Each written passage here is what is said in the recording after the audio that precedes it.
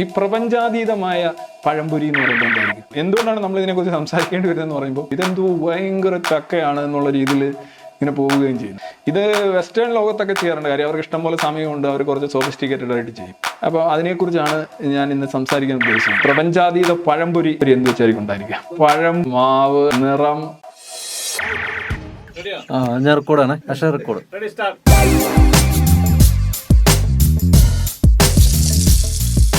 Padaburi means banana fetus. Ravichandran sir അദ്ദേഹത്തിന്റെ ഒരു ടോക്കിനകത്ത് നമുക്ക് അത് എന്താ പറഞ്ഞതെന്ന് കേട്ടോ നോക്കാം. കുറെ ആൾക്കാർ ഇങ്ങനെ ഈ ഫേസ്ബുക്കിലൊക്കെ വാദിക്കുന്നത് ദൈവം എല്ലാം ഉണ്ടാക്കി ദൈവം അൺക്രിയേറ്റഡ് ആണെന്ന് പറഞ്ഞു കഴിഞ്ഞാൽ പിന്നെ അവിടെ ചർച്ചയുടെ ആവശ്യമില്ലല്ലോ. എന്തേ പറയുന്നത്? നിങ്ങളുടെ തള്ളല് മാത്രമാണ് ഇത്, നമ്മൾ എടുക്കുന്നില്ല ഇത്. അതൊരു പോയിന്റ് പുള്ളി പറഞ്ഞ ഒരു കോമഡി ആയിട്ടാണ് ഞാൻ ഇത് കാണുന്നത് കേട്ടോ. അൺക്രിയേഷൻ ഉണ്ടാക്കിയ ആളാണ്. അൺക്രിയേഷൻ എന്ന് പറഞ്ഞാൽ എന്താ? ഒരു മാന്യമായ ചോദ്യം അല്ലേ? Join us as we react, reflect and refute. ചുമ്മാതെ സമയം പോക്ക്. നമ്മൾ ഈ കടലിൽ പോയിരുന്ന് കരയിലിരുന്ന് കടല ഉറിക്കുന്ന ഒരു ലാഘവത്തോടെ സംസാരിച്ച് പോകാവുന്ന കാര്യം. അതെ, ഞാൻ ആ വീഡിയോ ഷൂട്ട് ചെയ്തു. രചന, സംവിധാനം എല്ലാം. ഹായ്, ഗ്രേസിൽസിന്റെ മറ്റൊരു പഴംപൊരി റോസ് വീഡിയോയിലേക്ക് സ്വാഗതം. Where you join us as we react, reflect and refute. So Asher കുറച്ച് നാൾക്ക് മുമ്പ് രവിചന്ദ്രൻ സാറിൻ്റെ ഭ്രൂണവാദം കഴിഞ്ഞ വീഡിയോ ഒരു റെസ്പോൺസ് വീഡിയോ ഇറക്കിയായിരുന്നു. എനിക്ക് തോന്നുന്നു അതിനകത്ത് അഷർ പറഞ്ഞ പല പോയിന്റുകളും പ്രത്യേകിച്ച് ക്ലബ് ഹൗസിലുണ്ടായിരുന്ന DC ബുക്സിൻ്റെ സെഷനകത്ത് അഷർ രവിചന്ദ്രൻ സാറിനോട് ചോദിച്ച പല ചോദ്യങ്ങളുണ്ട്. അതിനുള്ള റെസ്പോൺസും അദ്ദേഹം പറഞ്ഞുള്ള മറുപടിക്കുള്ള റെസ്പോണ്ട്, ജനറൽ ആയിട്ടുള്ള സംഭവങ്ങളൊക്കെ ഉണ്ട്. അതിനകത്ത് അഷർ ആ റെസ്പോൺസ് വീഡിയോ ആദ്യം മെൻഷൻ ചെയ്യുന്നൊരു കാര്യം ഈ absence of evidence is evidence of absence എന്ന് പറഞ്ഞ രവിചന്ദ്രൻ സാറിൻ്റെ ഒരു മെയിൻ പോയിന്റാണ്.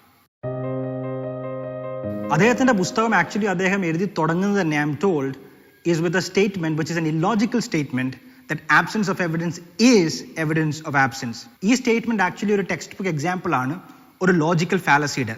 The name of that logical fallacy is appeal to ignorance. ഞാനത് എക്സ്പ്ലെയിൻ ചെയ്യാം. അതായത് ഇപ്പം രണ്ട് ഹൈപ്പോത്തസിസ് ഉണ്ടെന്ന് വെച്ചു. ഒരു ഹൈപ്പോത്തസിന്റെ തെളിവില്ല എന്ന് പറഞ്ഞുകൊണ്ട് അത് മറ്റൊരു ഹൈപ്പോത്തസിന് തെളിവാകുന്നില്ല. അതായത് നിങ്ങൾ സ്റ്റാറ്റിസ്റ്റിക്സ് പഠിക്കുന്ന ഏതൊരു കോളേജ് വിദ്യാർത്ഥിയുടെ കയ്യിൽ നിന്നും ഒരു ടെക്സ്റ്റ് ബുക്ക് എടുത്തിട്ട് ടെസ്റ്റിംഗ് ഓഫ് ഹൈപ്പോത്തസിന്റെ ചാപ്റ്റർ തുറന്നിട്ട് ഒന്ന് വായിച്ചാൽ മതി.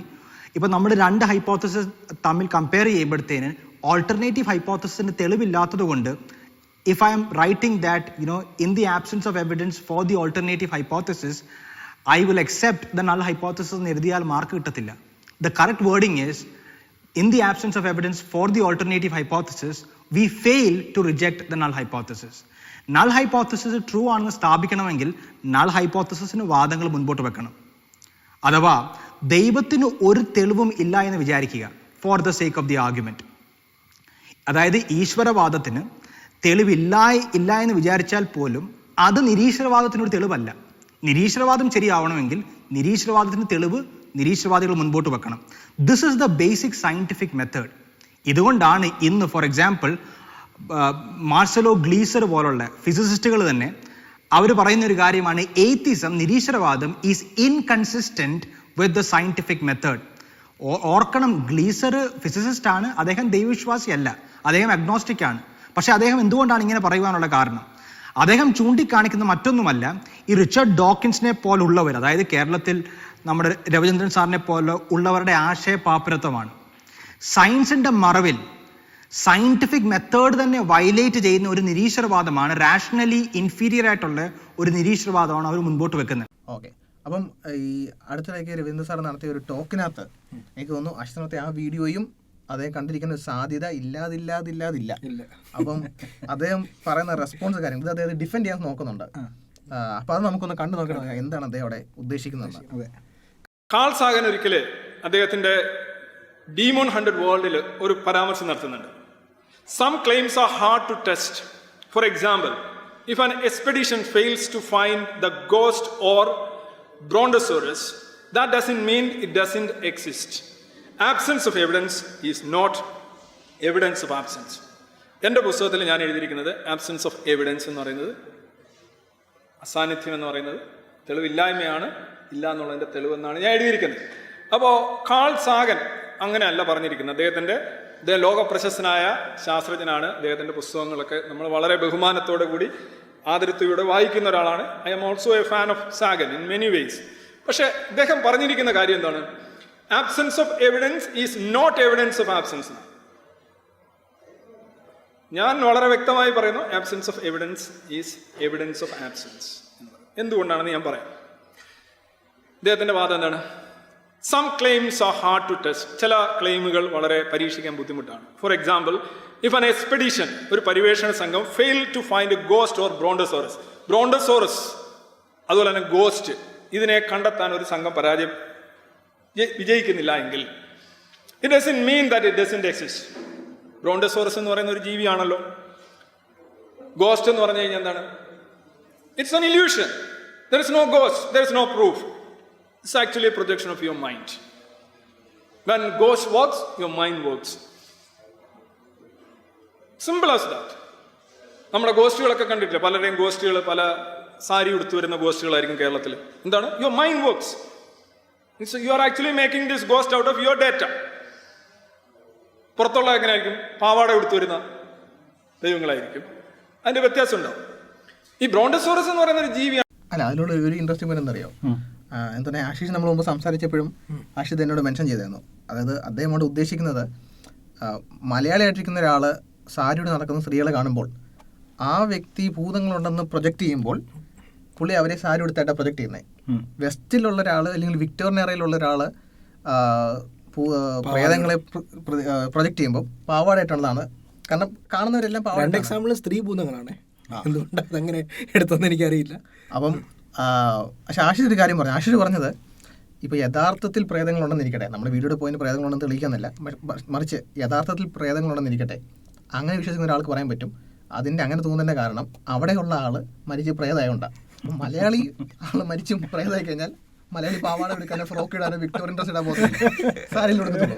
തിരിച്ചങ്ങനെയാണ്. അപ്പം എനിവേ നമ്മുടെ പോയിന്റിന്റെ റെലവന്റ് പോയിന്റ് ആണ്. റെലവന്റ് പോയിന്റ് മെൻഷൻ ചെയ്യണമെന്ന് വിചാരിച്ചു, പിന്നെ ജേക്കബ് എടുത്ത സിമ്പിൾ ലോജിക് അല്ലേ? Simple logic.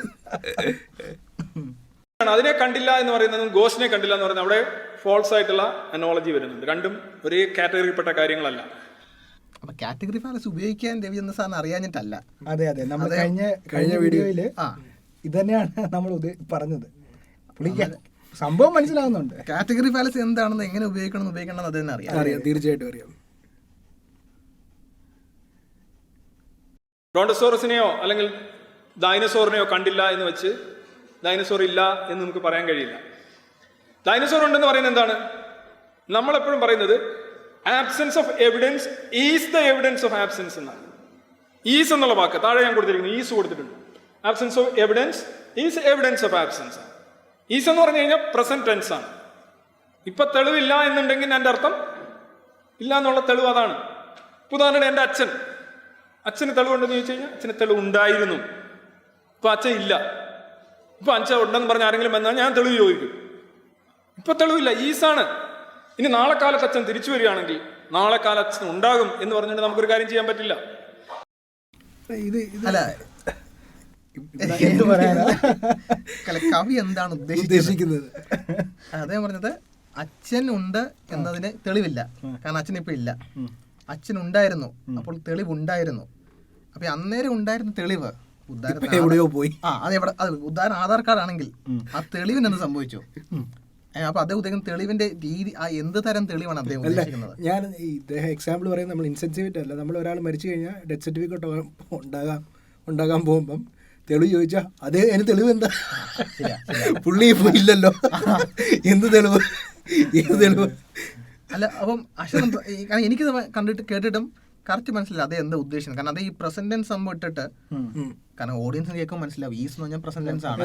അല്ല, അദ്ദേഹം ആ ഒരു പ്രിപ്പോസിഷനെ എടുത്തിട്ട് അതിനകത്ത് ഗ്രാമർ കേട്ടാനുള്ളൊരു ശേഖർ ഉദ്ദേശിച്ചത് ക്ലിയർ ആണ്.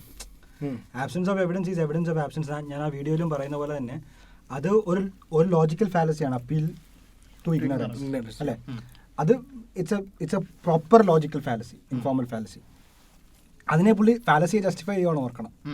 ജനറലി ആൾക്കാരെല്ലാം അഗ്രി ചെയ്യുന്നതാണ് അതൊരു ഫാലസിയാണ്. അല്ല, ഫിലോസഫിയെയും ലോജിക്കിനെയും പുച്ഛിക്കുന്ന ഒരാള് ഫാലസി യുക്തിവാദി എന്ന് വിളിക്കുന്നതാണ് എനിക്കിവിടെ ബുദ്ധിമുട്ട്.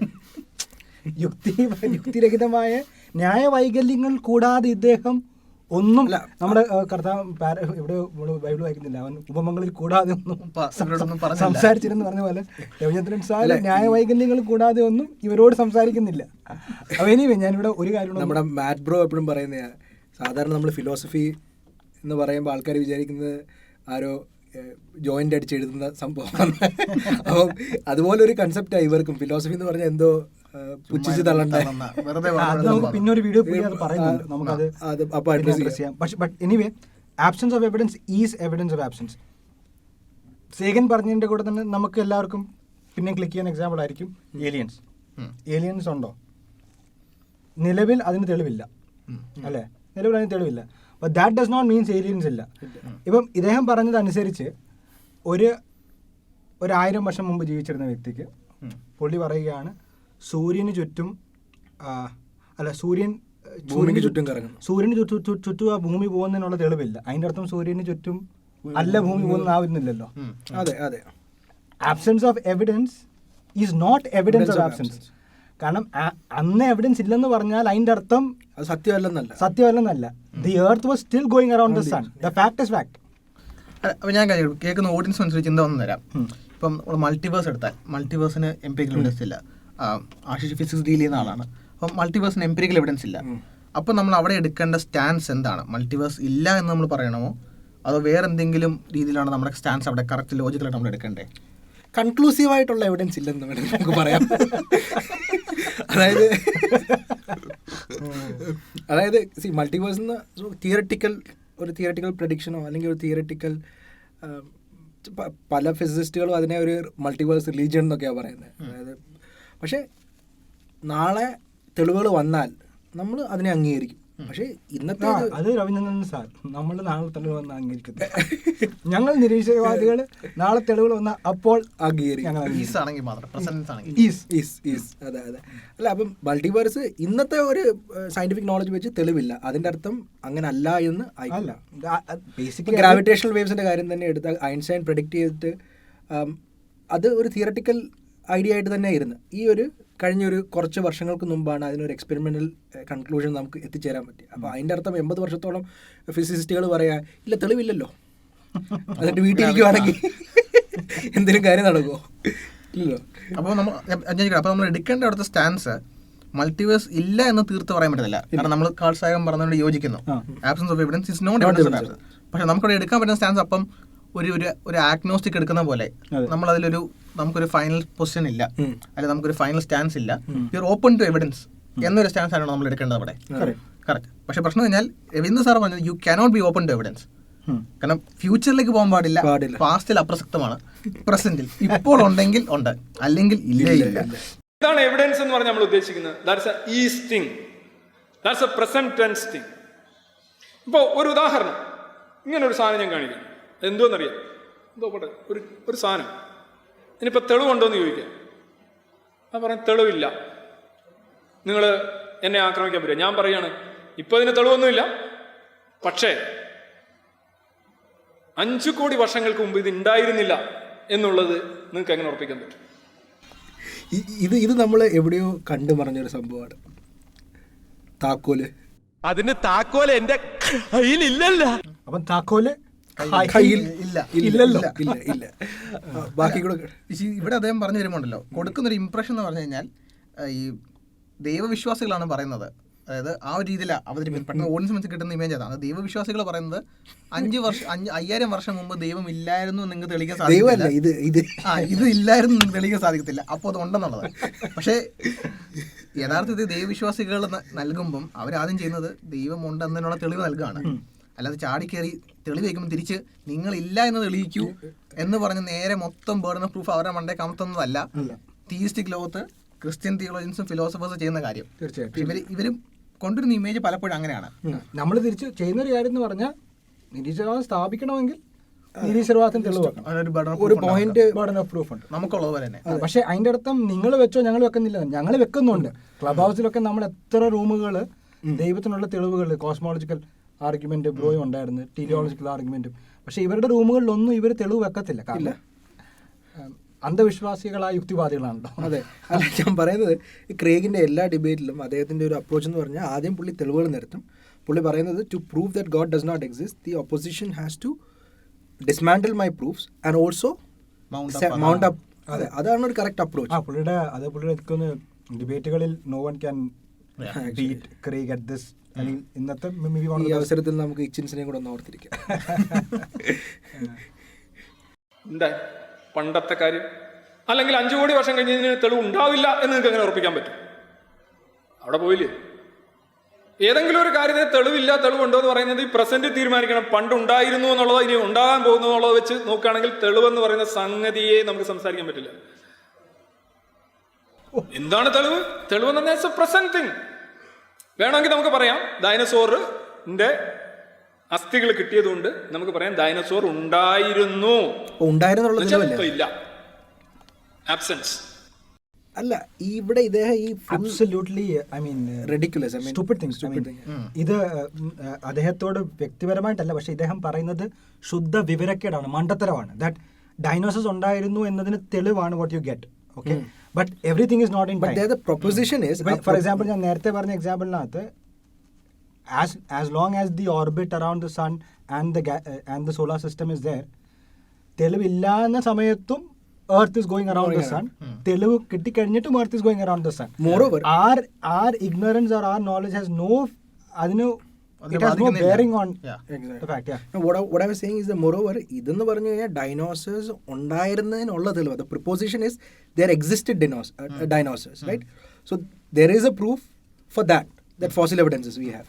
ഇപ്പം ഞാൻ വെറുതെ പറഞ്ഞാൽ ഒരാൾ പറയാണ് ഭൂമിയിൽ ഡൈനോസേഴ്സ് ഒരു കാലത്തും ഇല്ലായിരുന്നു, അല്ലെങ്കിൽ ഭൂമിയിൽ ഡൈനോസറിന് പ്രസൻസ് ഇല്ല എന്ന് പറയുമ്പോൾ നമുക്ക് അസ്ഥികൂടം കിട്ടിയാലും ജീവനുള്ള ഒരു ഡൈനോസോറസ് റെക്സിന് കിട്ടിയാലും ആ പ്രോപ്പോസിഷന് ബന്ധപ്പെട്ട തെളിവായി.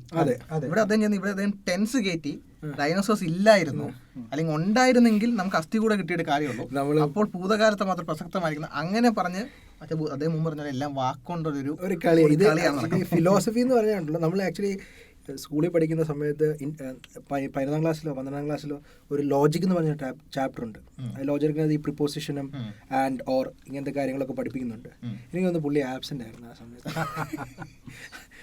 പണ്ടുണ്ടായിരുന്നു, കാരണം പണ്ടുള്ളതിന്റെ തെളിവുണ്ട്. ഇനി ഉണ്ടായേക്കാം എന്ന് വെച്ചാൽ ഇപ്പോഴും ഇല്ല. It is absence. ഇപ്പൊ ഇല്ലെന്ന് മാത്രമേ നമുക്ക് പറയാൻ പറ്റൂ. നമ്മൾ ജീവിച്ചിരിക്കുന്ന പ്രസന്റിലാണ്. പ്രസന്റിലുള്ള ഒരു ജീവിക്ക് പ്രസന്റിലെ കാര്യം മാത്രമേ പറയാൻ പറ്റൂ. നമ്മളുടെ തെളിവുണ്ടോ ഇല്ലയോ എന്നുള്ള പ്രസന്റിലുള്ള ആൾക്ക് പ്രസന്റിലെ കാര്യം പറയാൻ പറ്റത്തുള്ളൂ. എന്താ ഉദ്ദേശിച്ചത്? അപ്പൊ നമുക്ക് ഹിസ്റ്ററി തൊടാൻ പറ്റത്തില്ല, യൂണിവേഴ്സിന്റെ എക്സ്പാൻഷനെ കുറിച്ച് പറയാൻ പറ്റില്ല. ആ ഒരു ഡെഫിനേഷൻ വെച്ച് ക്രിസ്തു ജീവിച്ചിരുന്നില്ല കേട്ടോ. ഇപ്പൊ ഇല്ല, ഇപ്പൊ ക്രിസ്തു ഭൂമി നടക്കുന്നില്ലല്ലോ. ഒരു ഹ്യൂമൻ ബോഡി ആയിട്ട് ഇവിടെ നടക്കുന്നില്ല.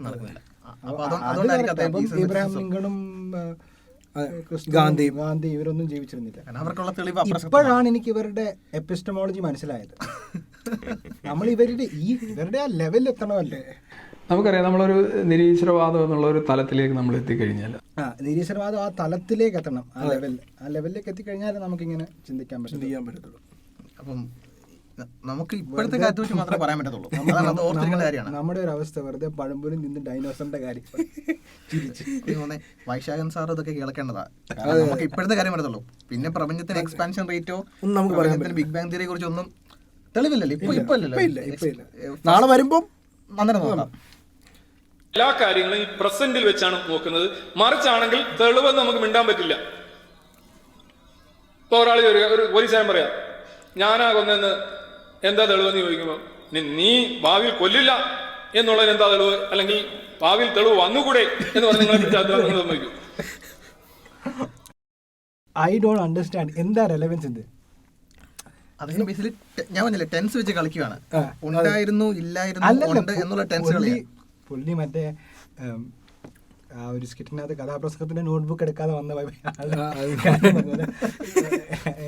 നോട്ട്ബുക്ക് എടുക്കാൻ ഞാൻ മറന്നു മാഷേ. അതുപോലെ പുള്ളി നോട്ട് എടുത്തില്ല ഈ പ്രസംഗത്തിന്. വന്നു കഴിഞ്ഞപ്പോഴത്തേനും പുള്ളിക്ക് എന്തേലും ഒക്കെ പറയണം. അപ്പം പുള്ളി പ്രസന്റും പിന്നെ സദ്ഗുരുവെ വെല്ലുന്ന. അതെ സദ്ഗുരു ഒക്കെ തോറ്റുപോകും. അല്ലെ, പണ്ട് തെളിവുണ്ടായിരുന്നു പക്ഷെ ഇപ്പൊ അത് ലഭ്യമല്ല എന്ന് പറഞ്ഞ് നിങ്ങളെ പിടിച്ചാൽ സമ്മതിക്കും. ഏതെങ്കിലും കാര്യത്തിൽ നിങ്ങൾ പണ്ടുണ്ടായിരുന്നു എന്ന് പറഞ്ഞൊരു കാര്യം നിങ്ങൾ എടുക്കൂ, ഇനി ഉണ്ടാകും എന്ന് പറഞ്ഞ് നിങ്ങൾ എടുക്കൂ? ഇല്ല. അതാണ് ഈ absence of evidence is evidence of absence എന്ന് പറയുന്നത്. അതാണ് ഈസാണ്. That's a present tense thing. ഇവിടെ ഞാൻ ഉദ്ദേശിച്ചത് പറയുന്നത് നാളത്തെ ഇദ്ദേഹം ഈ കാര്യങ്ങൾ പറഞ്ഞുകൊണ്ടിരിക്കുമ്പം ലക്ഷക്കണക്കിന് ശാസ്ത്രജ്ഞന്മാർ എങ്ങോട്ടോട്ടോ ടെലിസ്കോപ്പും ചൂണ്ടിയിട്ട് തെളിവ് അന്വേഷിച്ചുകൊണ്ടിരിക്കുക. അപ്പോൾ അവരൊക്കെ ഇന്ന് മണ്ടന്മാരാണോ? അദ്ദേഹം ഈ കൊലപാതകത്തിൻ്റെ അനാലജി പറഞ്ഞെന്തറിയോ, അത് ഒരു രീതി പറഞ്ഞാൽ അപ്പീൽ ടു ഇമോഷൻ അല്ല സ്പെസിഫിക്കലി, പക്ഷെ ആ രീതി നമ്മളെ ഒരാൾ കൊലകുറ്റത്തിന് വിരൽ ചൂണ്ടുമ്പോൾ നമുക്ക് തോന്നുന്ന തിരിച്ചുള്ള ചോദ്യങ്ങളാണ് അദ്ദേഹം ടച്ച് ചെയ്യുന്നത്. പിന്നെ അദ്ദേഹം ഒന്ന് ബ്രേക്ക് ഡൗൺ ചെയ്യുന്നത് അദ്ദേഹം പറഞ്ഞത് ഈ absence of evidence is evidence of absence. അതായത് ഞാൻ കൊല ചെയ്തതിന് തെളിവില്ല. അപ്പോൾ ഒരാൾ വന്നിട്ട് പറയാണ്, പക്ഷെ അത് നിങ്ങൾ ചെയ്തില്ല എന്ന് പറയാൻ പറ്റത്തില്ല, നാളെ നിങ്ങൾ ചെയ്തെന്ന് തെളിവ് കിട്ടിയേക്കാം എന്ന് പറഞ്ഞ് ഇപ്പോൾ നിങ്ങൾ ലോക്കപ്പിൽ ഇട്ടാൽ നിങ്ങൾ തിരിച്ചു ചോദിക്കത്തില്ല എന്നാണ് അദ്ദേഹം ചോദിക്കുന്നത്. ഫാക്ട് ഇസ് ദാറ്റ് അദ്ദേഹം ചെയ്തോ ഇല്ലയോ ഇസ് എ ഫാക്ട്. തെളിവ് സംടൈംസ് കനോട്ട്. എത്രയോ ആൾക്കാരെ നമ്മളിപ്പം ഇന്നസെന്റ് ആയിട്ടുള്ള ആൾക്കാർ end up being in present, കാരണം ദ എവിഡൻസ് വാസ് റോങ്. അതായത് was not right enough to convince that he was not a criminal, right? And the evidence was against him. പക്ഷേ ആ ഫാക്ട് ഇസ് ഫാക്ട്. ഇനി ആ നാളെ evidence വന്നാലും, ഫാക്ടിനെ സ്ഥാപിക്കുന്ന evidence നാളെ വന്നാലും, അതെ, it is proved, right? So he is either a murderer or not a murderer. Otherwise you cannot even discuss. ഈ എവിഡൻസ് എന്ന് പറയുന്ന ഒരു കാര്യത്തെക്കുറിച്ച് ചർച്ച ചെയ്യാൻ പറ്റത്തില്ല. എല്ലാത്തിനും എവിഡൻസ് ആയപ്പോൾ ഇപ്പം ഇല്ലെങ്കിൽ പണ്ടുണ്ടായിരുന്നു, പണ്ടും ഇല്ലായിരുന്നു, നീ ഉണ്ടായിക്കോളൂ. എല്ലാത്തിനും എവിഡൻസ് ആയി, എല്ലാ കാര്യത്തിലും എവിഡൻസ് ആയി. ഇപ്പൊ ഇല്ലെങ്കിൽ പണ്ടുണ്ടായിരുന്നു എന്ന് പറയാം, പണ്ടും ഇല്ലായിരുന്നെങ്കിൽ ഇനി ഉണ്ടായിക്കോളും എന്ന് പറയുന്നതിനകത്ത് എന്തായാലും വീട്ടിൽ പോയ ഒരു കാര്യം ചെയ്ത് കഴിഞ്ഞാൽ എന്താ ഈ ഭാവി നടക്കാൻ പോകുന്ന കാര്യം. അപ്പൊ എവിഡൻസ് എന്ന് പറയുന്ന സംഗതിയെ കുറിച്ച് നിങ്ങൾക്ക് സംസാരിക്കാൻ പറ്റില്ല. പിന്നെ എങ്ങനെയാണ് നിങ്ങൾ ഈ എവിഡൻസിനെ കുറിച്ച് സംസാരിക്കുന്നത്? ശാസ്ത്രത്തിന്റെ കാര്യത്തിലൊക്കെ അത് ഇപ്പോഴത്തെ കാര്യമാണ്. അദ്ദേഹം പറഞ്ഞത് തെറ്റാണ്, ഫാക്ച്വലി തെറ്റാണ്, കൺസെപ്ച്വലിയും തെറ്റാണ്. അങ്ങനെയല്ല സയൻസ് മുന്നോട്ട് പോകുന്നത്. Absence of evidence is evidence of absence. ഞാൻ ഇവിടെ ആശിഷ് നമ്മളതിന്റെ കൺക്ലൂഷനിലേക്ക് എത്തി. ആശിഷ് ഫിസിക്സ് പഠിക്കുന്ന ഒരാളാണ്. അദ്ദേഹം പറഞ്ഞു സയൻസ് പോകുന്നത് അങ്ങനെയാണ്. അതായത് കാൾ സാഗൻ പറഞ്ഞ വിപരീതമായിട്ട് absence of evidence is evidence of absence എന്നത് ചേർന്നാണ് സയൻസ് പോകുന്നതെന്നാണ് രവീന്ദ്ര സാർ പറഞ്ഞത്. ആശിഷ് ഇത്ര കാലം സയൻസ് പഠിപ്പിച്ചതിനകത്ത്, അല്ലെങ്കിൽ അശ്വർ ഇത്ര കാലം സയൻസ് കുറിച്ച് സംസാരിച്ചതിനകത്ത് അത് എപ്പോഴെങ്കിലും ആ മെത്തഡോളജി നിങ്ങൾ കണ്ടിട്ടുണ്ടോ? എനിക്ക് തോന്നുന്നു അവരാണെങ്കിൽ ഒരു നോബൽ സമ്മാനം നമുക്ക് അറേഞ്ച് ചെയ്യാൻ പറ്റുമോ? അത് എനിക്ക് തോന്നുന്നു ഞാൻ ഇത്രയും ഇവരെല്ലാം ഈ ഫിസിസ്റ്റുകളൊക്കെ പറയുന്നത് തെറ്റാണ്. അതാണ് എനിക്ക് തോന്നുന്നത്. നമ്മൾ തിരുത്തേണ്ട സമയം ടെക്സ്റ്റ് ബുക്കുകളൊക്കെ തിരുത്തേണ്ടതായിട്ടുണ്ട്. ഒരു നവോത്ഥാനത്തിന്റെ നായകനാണ് പുതിയ ചിന്തയിൽ. സയൻസിന്റെ മെത്തഡോളജി തന്നെ മാറ്റി. നമ്മളിപ്പം കണ്ട വീഡിയോ എന്ന് പറഞ്ഞാൽ കാൾ സേഗനെ ഖണ്ഡിക്കുവാണ്. അദ്ദേഹം പറഞ്ഞ ചിലർ കാര്യമല്ല, തെറ്റാന്ന് അവസാനം പറഞ്ഞില്ലേ? ഫാക്ച്വലി കൺസെപ്റ്റിൽ തെറ്റാണ്. സയന്റിഫിക് മെത്തഡോളജി, കാൾ സേഗൻ പറഞ്ഞ സയന്റിഫിക് മെത്തഡോളജി തെറ്റാണ് എന്നാ പറഞ്ഞത്. പക്ഷെ അതിൽ ഒരു കാര്യം അതിൽ കൺസീഡ്, പുള്ളിക്കാരൻ കാൾ സേഗനെ റെസ്പെക്ട് ചെയ്യുന്നു, പക്ഷെ ഡിസഗ്രി ചെയ്യാൻ വേണ്ടി മടിച്ചില്ല. Even though his disagreement is wrong, he did not stop from disagreeing. So അതിൽ ഒരു കമന്റബിൾ കാര്യമാണ്. പക്ഷെ ആകെപ്പാടെ അദ്ദേഹം ഡിസഗ്രി ചെയ്യാത്തത് റിച്ചർഡ് ഡോക്കിൻസിന്റെ കാര്യം വരുമ്പോൾ മാത്രമാണെന്നാണ് എനിക്ക് തോന്നുന്നത്. പുള്ളിയുടെ പുസ്തകത്തിന്റെ അസ്തിത്വമാണ്. ഒരിക്കലും റിച്ചർഡ് ഡോക്കിൻസിനെ തള്ളിക്കളയാൻ പറ്റുന്നില്ല. പഴംപൊരി തീർന്നല്ലോ, പഴംപൊരി തീർന്ന് വീഡിയോയും കഴിഞ്ഞു, ദഹിക്കുകയും ചെയ്ത്. അപ്പം വീണ്ടും നമ്മൾ മുമ്പ് കണ്ട വീഡിയോ കണ്ട പോലെ പ്രത്യക്ഷത്തിൽ പുറമേ നോക്കുമ്പോൾ, ബാഹ്യമായിട്ട് നോക്കുമ്പം വളരെ കട്ടായിട്ടുള്ള റെസ്പോൺസും ക്വസ്റ്റ്യൻസ് ആണെന്ന് തോന്നിക്കഴിഞ്ഞാലും ഇരുന്ന് അനലൈസ് ചെയ്യുമ്പം നമ്മളതിനെ പ്രാക്ടിക്കലായിട്ട് അപ്ലൈ ചെയ്ത് നോക്കുമ്പം സയൻറ്റിഫിക് മെത്തഡോളജി, ഇതുവരെയുള്ള സയൻറ്റിഫിക് മെത്തഡോളജി തന്നെ വെല്ലുന്ന രീതിയിലുള്ള ഒരു മെത്തഡാണ് അദ്ദേഹം മുന്നോട്ട് വെക്കുന്നത്. So anyway, thank you for joining us in this episode of Pazhampori roast. We hope that you are able to join us in reacting, reflecting and refuting. അപ്പോൾ അടുത്ത പ്രാവശ്യം കാണാം. This is Jacob for Grace Cells. This is Ashish and ആഷർ.